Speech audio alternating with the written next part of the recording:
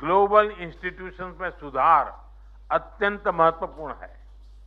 UN security council में सुधार के लिए G4 के माध्यम से हमारा संयुक्त प्रयास इसी सोच का प्रमाण है।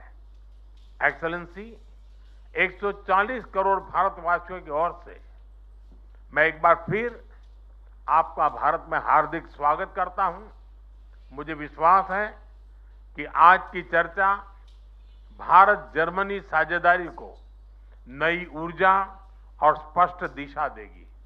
आपकी यात्रा, आपके व्यक्तिगत जुड़ाव और भारत के प्रति आपकी गहरी मित्रता के लिए मैं आपको हृदय से धन्यवाद करता हूं। दांके Shome.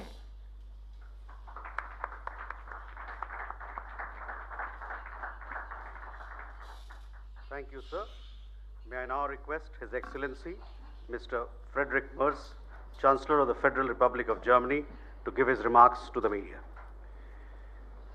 Exzellenz, sehr geehrter Herr Premierminister, lieber Narendra Modi, meine Damen und Herren, die erste Reise in diesem Jahr führt mich in der Tat nach Indien. Es ist auch zugleich die erste Reise nach Südostasien, die ich als Bundeskanzler unternehme. Und ich will damit ein Zeichen setzen für die strategische Partnerschaft mit Indien. Diese strategische Partnerschaft mit Indien hat für Deutschland, hat auch für mich eine hohe Priorität. Sie haben es bereits gesagt, 75 Jahre diplomatische years of diplomatic relations. We share 75 years, and 75 years after establishing diplomatic relations, this holds true more than ever before. Our two countries are seeking to intensify and deepen our cooperation. This morning I had the opportunity to visit the birthplace of Mahatma Gandhi. Mahatma Gandhi is ascribed the following sentence: be the change which you hope for the world. We want to take heed of that together, dear Narendra Modi. We want to elevate the relations between India and Germany to an even higher and a new level. You invited me to visit your home state of Gujarat, and I would like to express my gratitude and express my heartfelt gratitude for this special gesture. It's a sign for the very deep ties between our two countries, but it's also a testament to the friendship towards me. Thank you very much. This city we're visiting today, Ahmedabad, in a certain way is the cradle of modern India.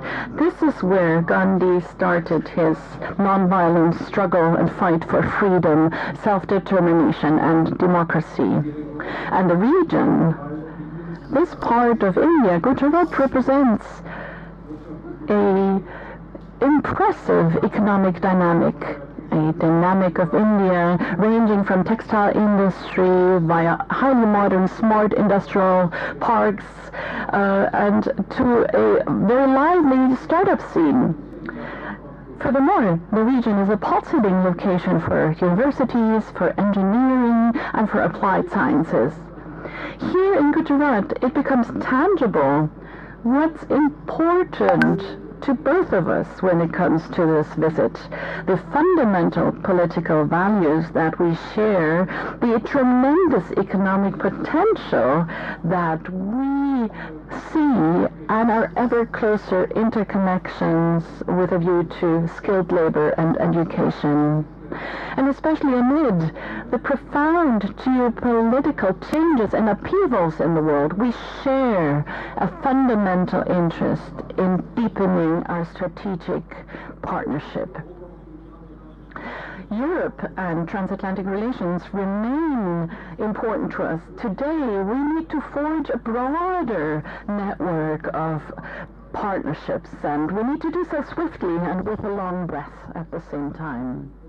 India is a desired partner, a partner of choice for Germany, and the preconditions for a renewed and deepened and intensified partnership couldn't be more favorable.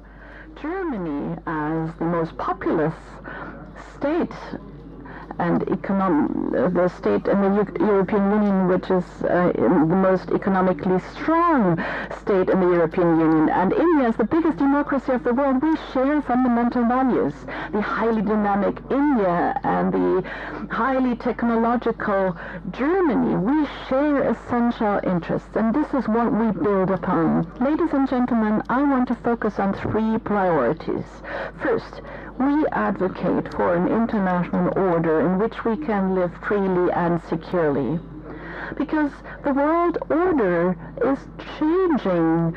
The moment we are meeting here, it is increasingly marked by great power politics and thinking in spheres of influence. Rough winds are blowing, and we have to brace ourselves against these rough winds. Russia's war of aggression against Ukraine is probably the most drastic expression of these changes and this upheaval. Together, we are going to assert these values and interests that we share in this new world together. No, we don't always agree in all matters, and that holds true for our European partners as well, but the overlaps we're seeing are very big indeed. And this is why we want to cooperate more closely in the field of security policy. We host joint exercises of our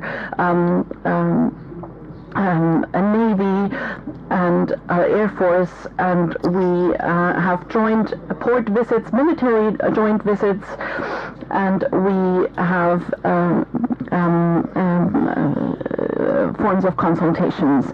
And we want to deepen our defense industries and the cooperation of our defense industries, and this has strategic significance. That strengthens both, and that leads to the fact that India is less dependent on Russia. You saw it. We signed groundbreaking memoranda of declaration. One memorandum stipulates the closer cooperation of our defense industries in the field of development and production, and the promotion of innovation and strengthening global supply chains. But not only do we intensify our defense industrial cooperation, but we also intensify our economic relations. Ladies and gentlemen, unfortunately, we're seeing a renaissance of protectionism. It's directed against the principles of free trade and open markets. And countries like India and Germany have been focusing on the principles of free trade and open markets, and we continue to focus on these principles in future.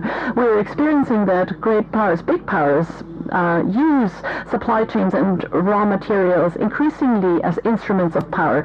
Together, we want to oppose this. We reduce unilateral dependencies of our supply chains, and that makes both of our economies more resilient. India, as the fastest growing economy of the G20, is a pivotal partner in the Indo-Pacific. You mentioned it, Prime Minister. More than 2,000 German companies are active in India, and ever more Indian companies are investing in Germany, with a bilateral trade volume to the tune of almost $50 billion in goods and services at a record high. Germany is India's most important partner in the European Union. German and Indian companies are moving closer together in future technologies. And this is why we agreed to deepen cooperation in pivotal areas such as critical minerals, AI, digitalization and telecommunications, hydrogen, and battery storage. We want to deepen and intensify cooperation because innovation creates growth and requires academia, science, and research. We also foster and promote our cooperation in this field by way of the Indo-German Science and Technology Center. We are also working on establishing a joint center of excellence for technological innovations. And ladies and gentlemen, the fact that I'm accompanied by a large delegation of German top companies illustrates this dynamics impressively. We want to continue to remove obstacles and use and tap into potential. We discussed this together with Prime Minister Modi and leading CEOs at a round table, and I look forward to continuing this CEO forum to fully tap into full potential of our economic relations. We need to conclude the negotiations on a free trade agreement between India and the European Union. We need to use this opportunity. The President of the Commission are going to travel to India toward the end of this month and are going to sign this agreement. After it's concluded, they are going to undertake more progress and to bring this free trade agreement about.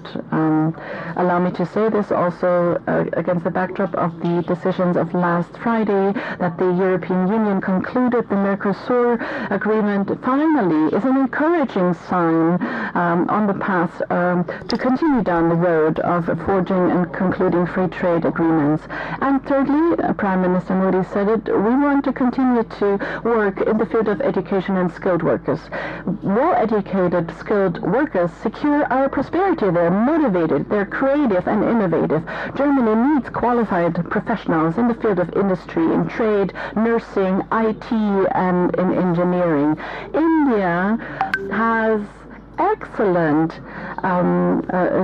young people who are well trained. It's an opportunity for both sides.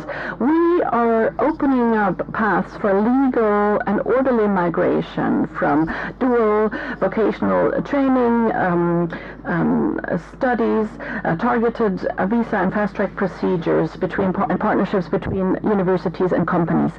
60,000 young people from India are studying in Germany. They account for the largest group of foreign students in Germany. The number of urgently needed, highly qualified, skilled workers from India in Germany is increasing rapidly. And as of now, Indians are among the most successful group of immigrants in Germany. And we want to continue and promote this in the future. We want to enhance this trend, for instance, by promoting and expanding a digital office for German language acquisition in India. And finally, with the Global Skills Partnership, we're creating a framework for Indian skilled workers in the field of the healthcare sector. Mr. Modi, Narendra Modi, Germany and India are two large democracies and strong economies that have many things in common.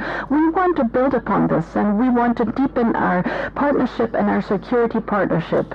Indeed, we want to strengthen our economic relations, and together we want to promote talents in India and in Germany. We do this for the benefit of both sides. We do this for a world order which preserves our values and our interests, and we do so because we trust each other and because we want to get to know each other better via the many meetings.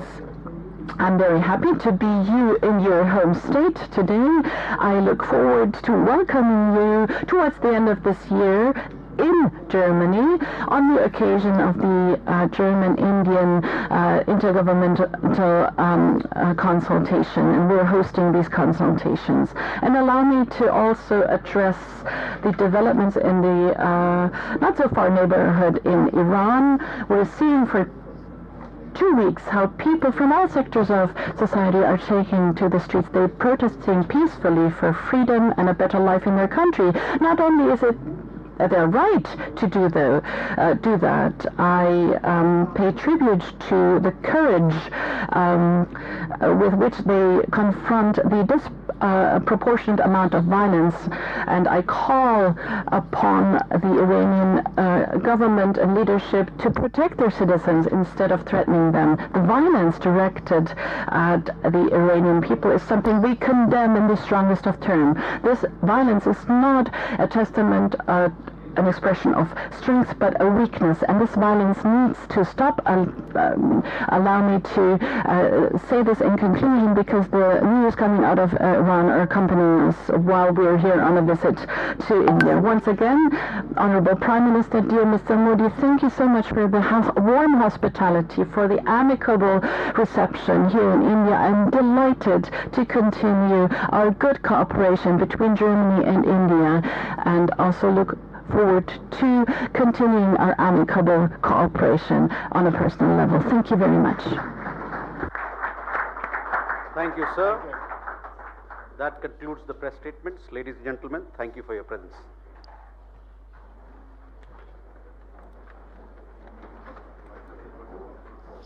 आपके गांधीनगर से प्रधानमंत्री नरेंद्र मोदी और German chancellor Friedrich Merz के संयुक्त वक्तव्य को आप सुन रहे थे। अपने संबोधन में प्रधानमंत्री नरेंद्र